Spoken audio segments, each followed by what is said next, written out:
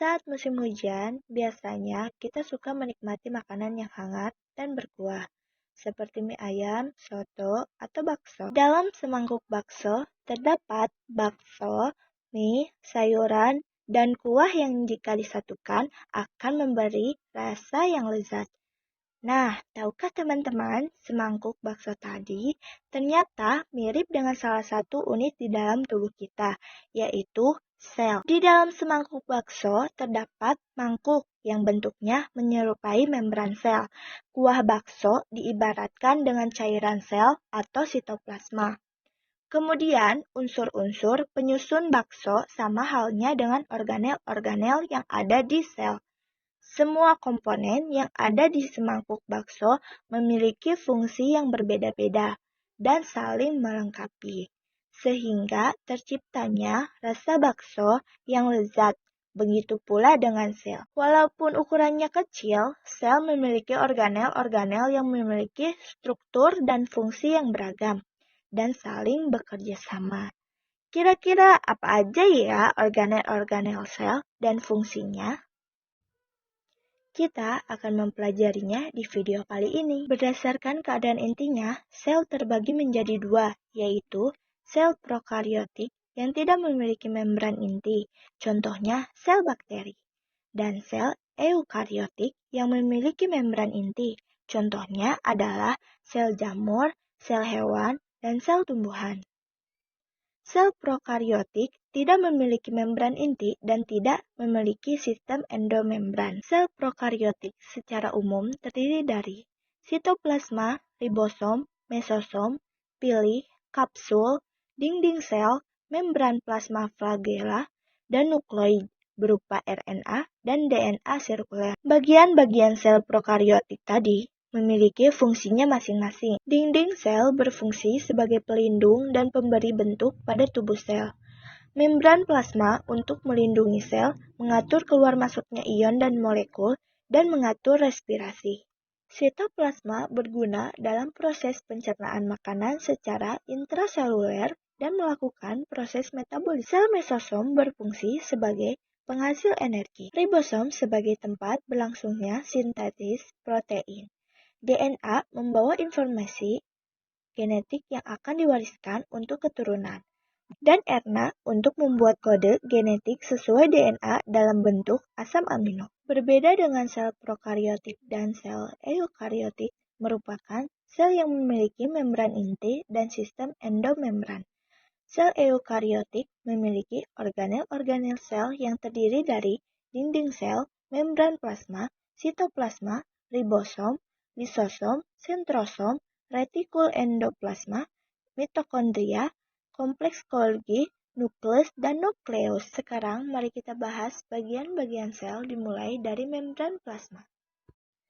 Membran plasma memiliki sifat selektif permeabel yaitu dapat menyeleksi molekul yang masuk ke dalam sel. Membran plasma tersusun atas lipid, protein, dan karbohidrat. Pada membran plasma terdapat fosfolipid bilayer. Fosfolipid terdiri dari lapisan fosfat pada kepala dan lipid pada ekor. Berbentuk rangkap dan bersifat fluid atau dapat berubah-ubah bentuk dan posisi. Fosfolipid bilayer terdiri dari dua daerah, yaitu hidrofilik yang merupakan bagian kepala yang suka air dan hidrofobik bagian ekor yang tidak suka air. Selain lapisan fosfolipid, pada membran plasma juga terdapat lapisan protein yang terdiri dari protein integral yang merupakan protein yang terdapat di kedua lapisan fosfolipid dan berfungsi sebagai corong masuknya molekul dari luar sel. Protein verifer merupakan protein yang hanya terdapat pada satu lapisan.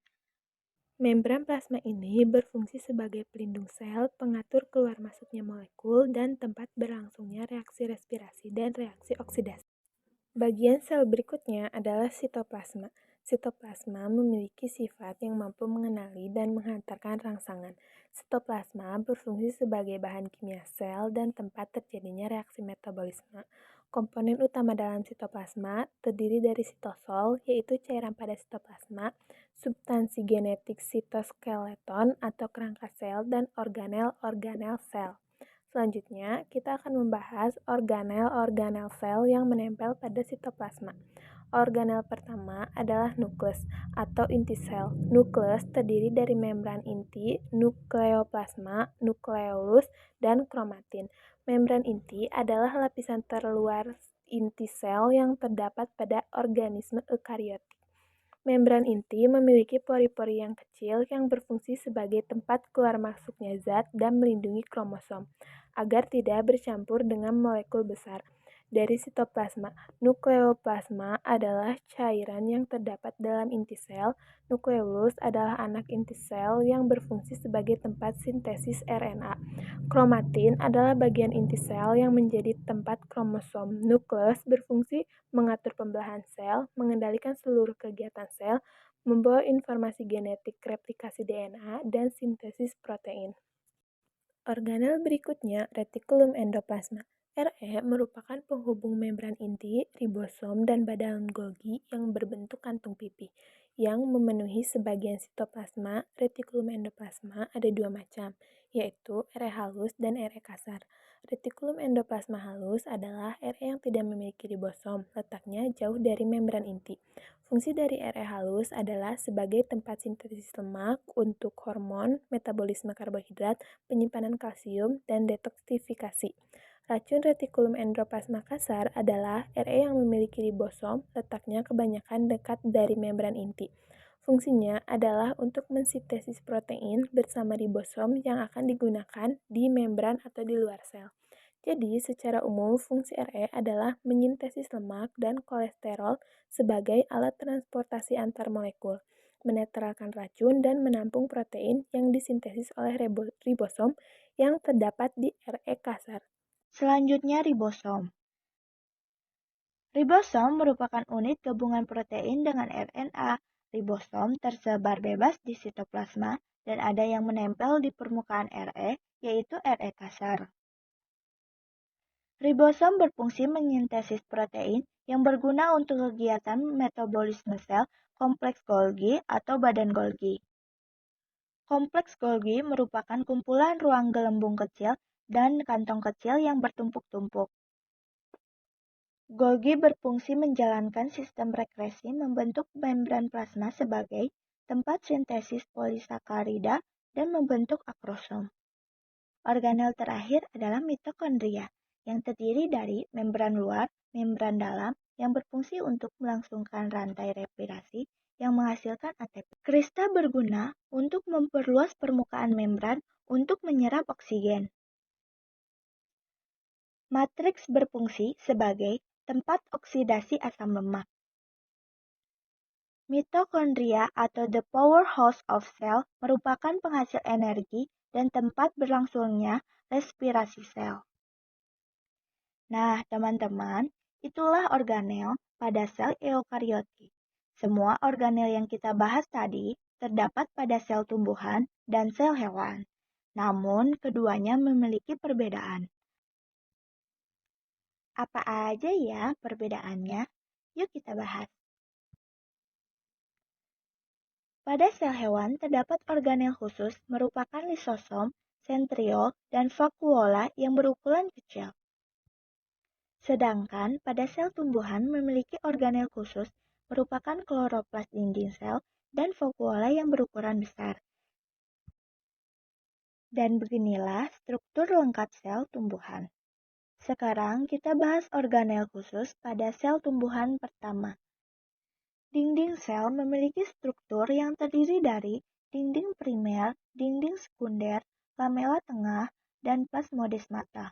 Dinding sel tersusun atas selulosa, hemiselulosa, dan pektin selulosa yang bersifat kaku dan memberi bentuk sel, serta mempertahankan turgiditas sel.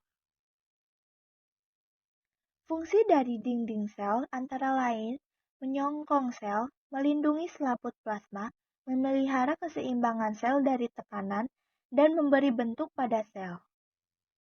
Khusus berikutnya vakuola, yang merupakan organel sitoplasmik yang berisi cairan yang dibatasi oleh membran tonoplas. Pada sel tumbuhan yang sudah tua, vakuola tampak berukuran besar dan berisi cadangan makanan serta pigmen.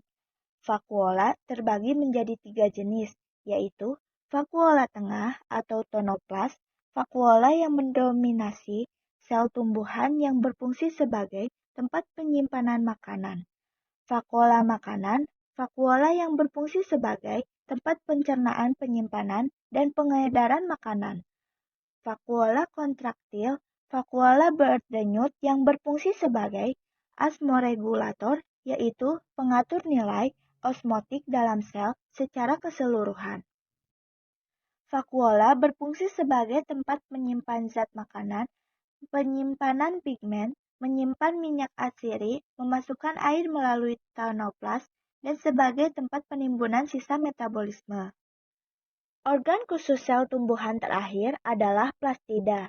Plastida memiliki struktur yang terdiri dari membran luar, membran dalam, grana, dan tilakoid plastik yang merupakan organel bermembran rangkap yang berasal dari perkembangan proplastida di daerah meristematik.